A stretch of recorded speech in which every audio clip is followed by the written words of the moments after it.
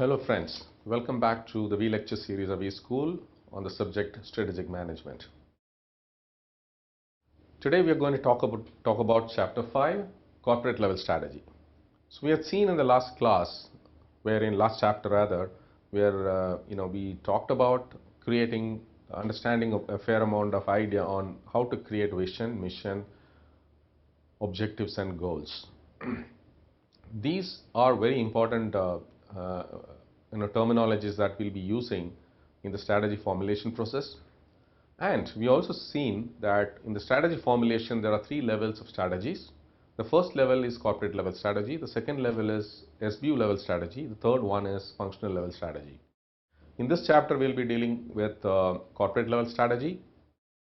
Any organization corporate level strategy is a very important piece of exercise where you need to decide, identify the industry that you belong to.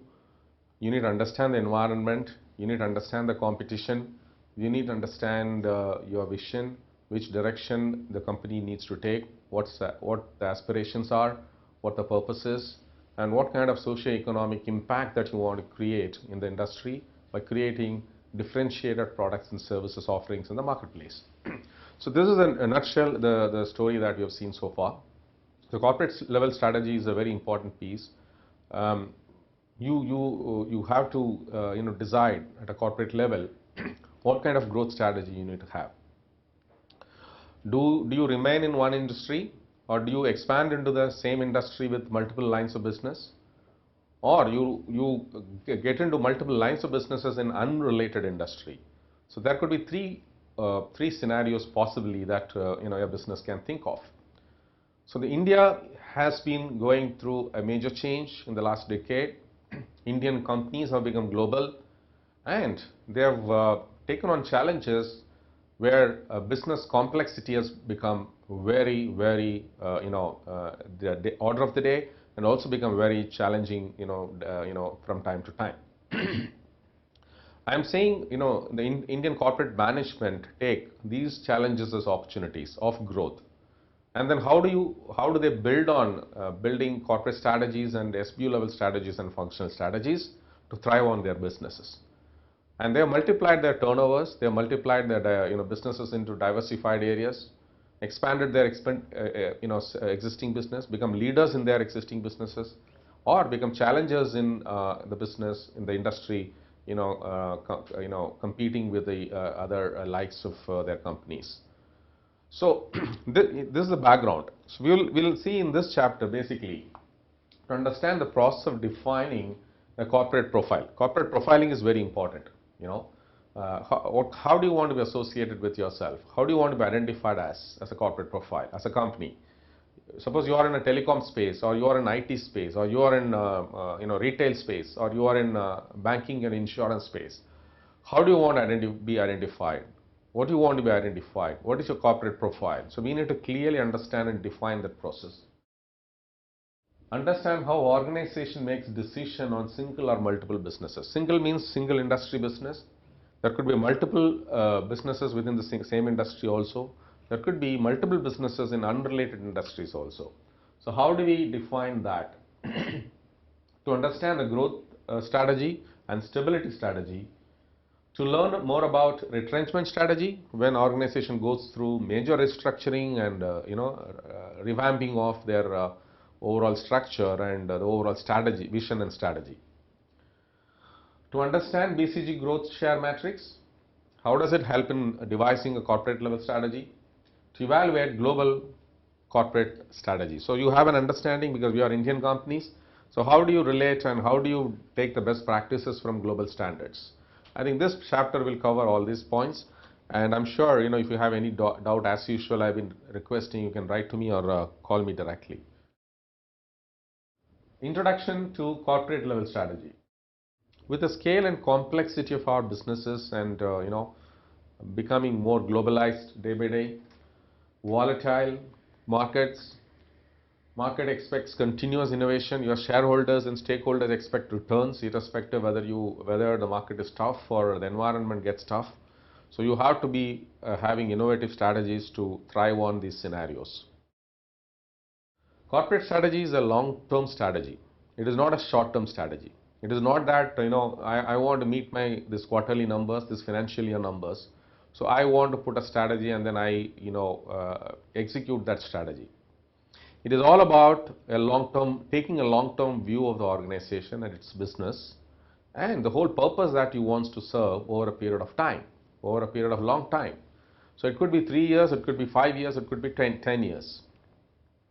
If you have that vision, you can't have a limited vision in a corporate strategy because you can't keep changing, your course after you have traveled some distance.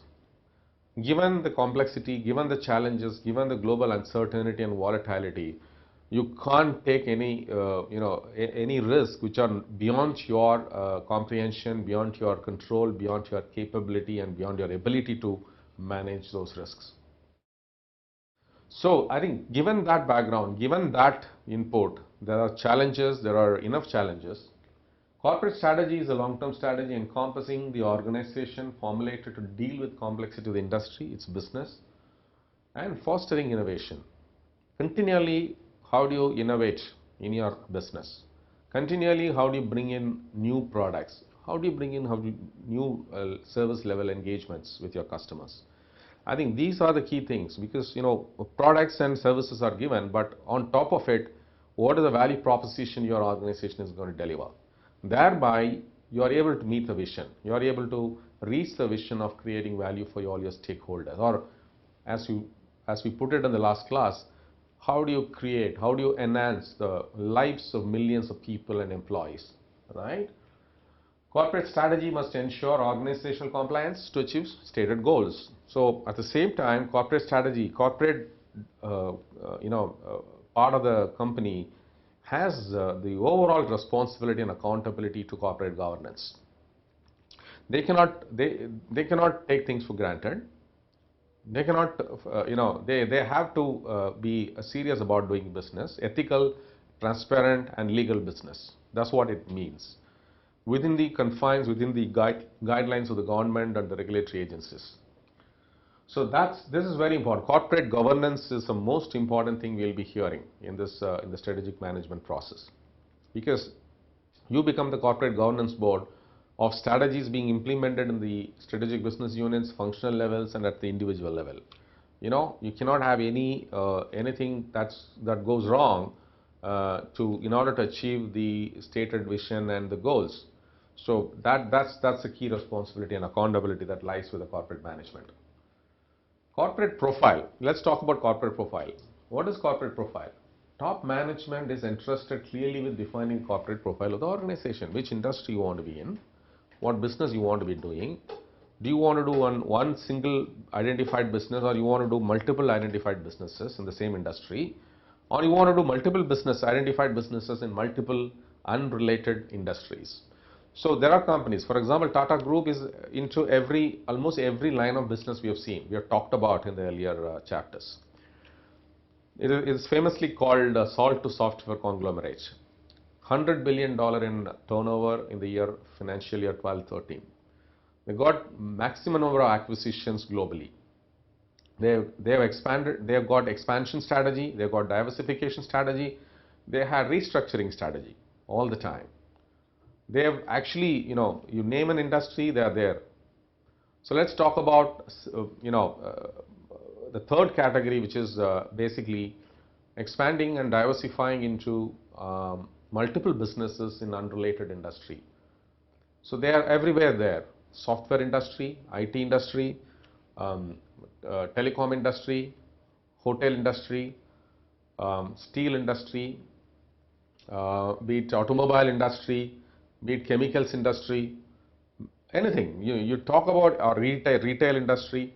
So you're there in everything. They are in FMCG also. They are in I can't offhand tell you all the companies, but Tata company is there in every industry. That's the most loved brand in India. So having said that, they also have multiple businesses in the same related industry. For example, recently they have launched airlines, two airline companies, one with AirAsia for the offering low frills of carrier or airline services. Similarly, they have also tied up with Singapore Airlines to offer high end of the airline services. So airline industry is one, but they got two complementing businesses without affecting each other. Mostly it should not affect each other, because AirAsia, Tata and AirAsia joint venture is all about creating low frills kind of airlines company, and Tata and Singapore Airlines is all about creating a high end full service carrier. So this is one aspect. Let us talk about even in the IT industry, information technology, they got multiple companies. TCS is a flagship company, which is the most valued company within the Tata Group. They also have other companies like Tata Elxsi and CMC and whole lot of other companies. Within the telecom sector, they got Tata Communications and TTSL and so on and so forth. So Tata company as a group, Tata Group as a organization has diversified interests within the same sector or the industry, and also they have diversified into different industries with different businesses. So I think that's a classical example. So the profile of the organization is completely it's called conglomerate, business conglomerate it is called. With deliberations, top management may choose to operate in any of the following types of business. Operate in a single industry, that's what we said. Some companies operate only in one industry and they become leader in that space. Operate in multiple related industry. They got similar companies within the same industry, which you have seen examples. Operate in multiple unrelated industries. So you are diversifying completely into different businesses and different industries. Companies operating in single industry are susceptible to cyclical downturns, because you're risking and you're putting every egg in one basket. So you're risking yourself. So you have to go through cyclical downturns and you don't have anything to complement your company. Any adverse changes in the business environment. Corporate profile. The motivation of a company to diversify actually comes from the fact that it complements its core businesses and helps the organization to mitigate uncertainty and risks, and also to create long-term value for the stakeholders. I think it's always about creating long-term value to all the stakeholders, be it employees, be it customers, be it partners, be it shareholders and owners, be it the society. So the motivation is to diversify, but it comes from the fact that you want to complement your core business, backward integration, forward integration, or you want to completely go into unrelated business also. It helps the organization to mitigate risks on the way, right? Diversification enables a company to grow its revenues, profits, potentially uses its resources more effectively. So in diversification you can leverage each other's core assets and strengths and weaknesses. Thereby you can cut down costs, you can improve your efficiency, effectiveness. Your employees will get more challenges by working in different businesses within the industry or working within different businesses in different industries. So the organization culture actually gets diversified, more globalized. You behave like a global company. Your maturity levels are completely different, and it is par excellence. The strategy to become successful is to analyze the entire market landscape, identify the right fit that complements your company's strategy. Here comes the most important thing. So how do you identify? How do you get into diversification mode? You can't just jump into every business that you think of unless it makes a strategic sense, a strategic fit for your organization. You need to identify those businesses which complements your core business. You may not want to get into a business which is completely unrelated, not going to add any value to your core business or add any value to your overall group's vision. So that you should bear in mind. So that is how you analyze the entire market landscape.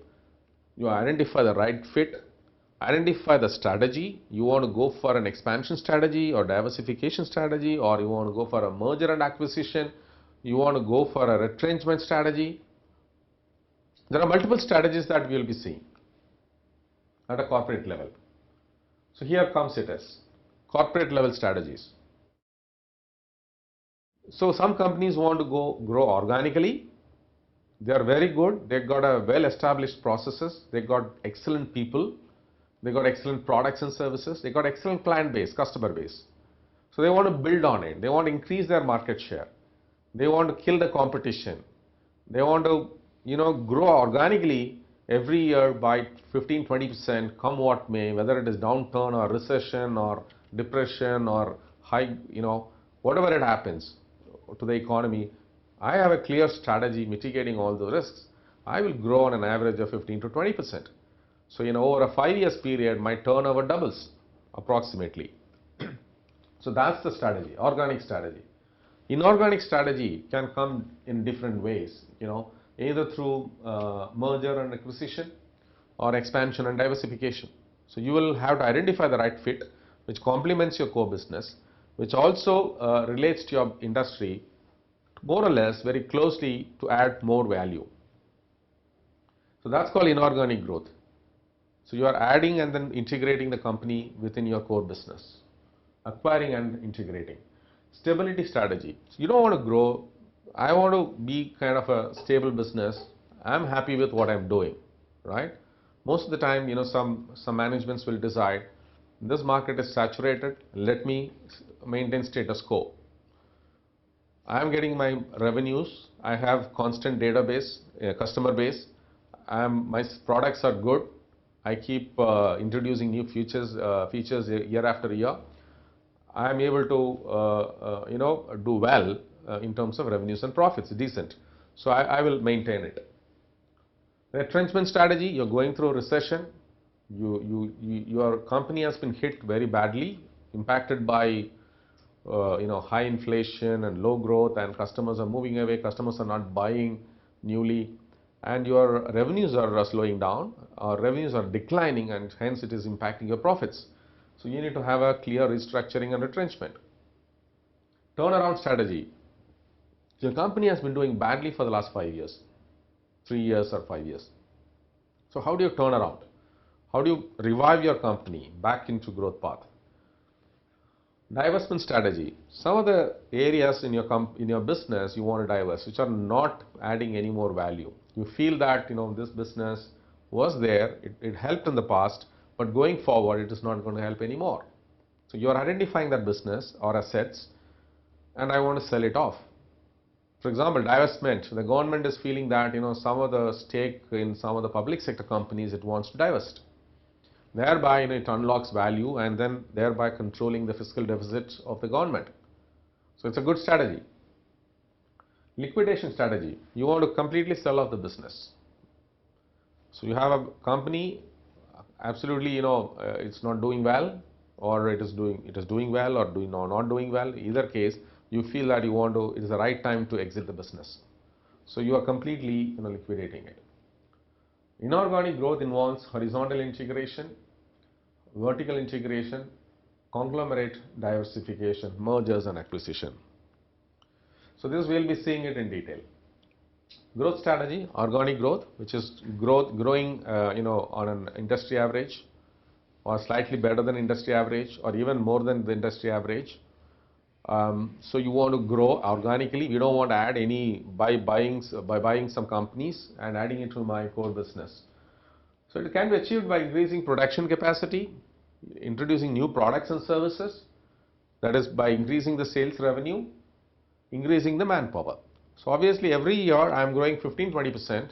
My industry average is 10%, but I am growing 15-20%. I am the number one market shareholder in the market. Having said that, which is good enough for a company to double the turnover in 4 to 5 years time, which is good, rather than acquiring a company, because you don't know what comes with it. There could be a lot of legacy. Bad legacy, you had it. Good legacy, it'll add value. So this strategy is a good strategy for companies which are doing well, either a leader or a challenger in the market space. Enables company to leverage its expertise and preserve its corporate culture, because you are well defined organization, well established. You've got clear guidelines, you've got an organizational culture, you've got a strategic vision. Your company is year on year creating stakeholder values. So you want to go on that trajectory and grow your organization turnover. Expansion of business happens at a controlled pace by growing existing business. So existing business is growing at a particular rate, growth rate. So give or take 1 or 2 percentage points, you're growing anyway.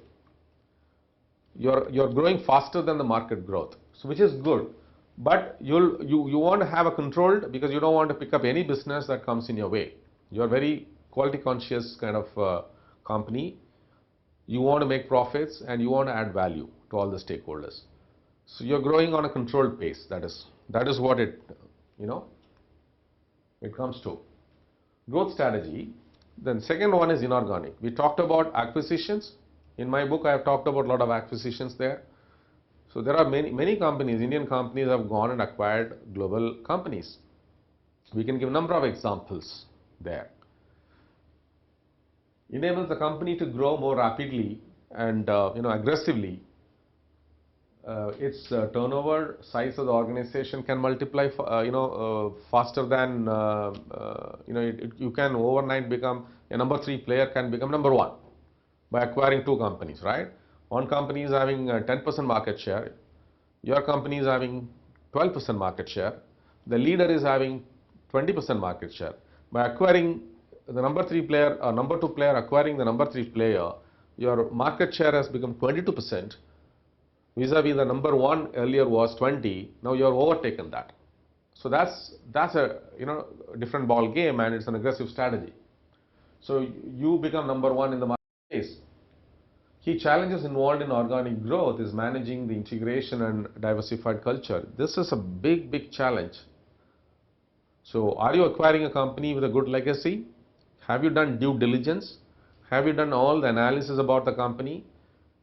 Does the company bring more value to your core business?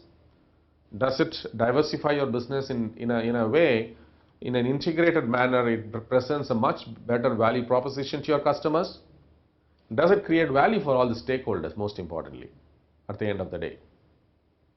So these are the questions: due diligence of financial aspects, organizational cultural aspects, the earlier company's vision in terms of product creation and services creation. Many things go into. Then how do the customers feel? If they have dissatisfied customers, it is a bad asset to touch. They will have bad legacies. They will have past problems coming haunting you. So we need to, an organization corporate strategy has to be very clear about inorganic growth. Inorganic growth is a very challenging kind of a proposition, but if it works well, it can take you to places. So for that, the homework and planning has to be very clear. The inorganic growth can happen through mergers and acquisitions, takeovers, buying significant stake in another company, right? So this is how it happens. So we can give many examples. Tata Steel acquired Chorus Steel in the UK. Tata Motors acquired JLR, Jaguar and Land Rover in the UK. Bharti Airtel acquired Zain Africa. You can give a number. Aditya Birla Group acquired, Hindalco acquired Novelis. TCS acquired many companies. Infosys acquired many companies. But there are many companies. I can give a number of examples. I have given case studies also there in the book. These companies are acquired after a thorough due diligence, what it brings to the table, to the parent company, acquiring company. Otherwise, it is going to be a bad acquisition, and it is going to be a drag on your balance sheet, and it is going to pull down your core business over a period of time, because your energy and focus and organizational resources are deployed in the merger and integration. It's going to be a tough task.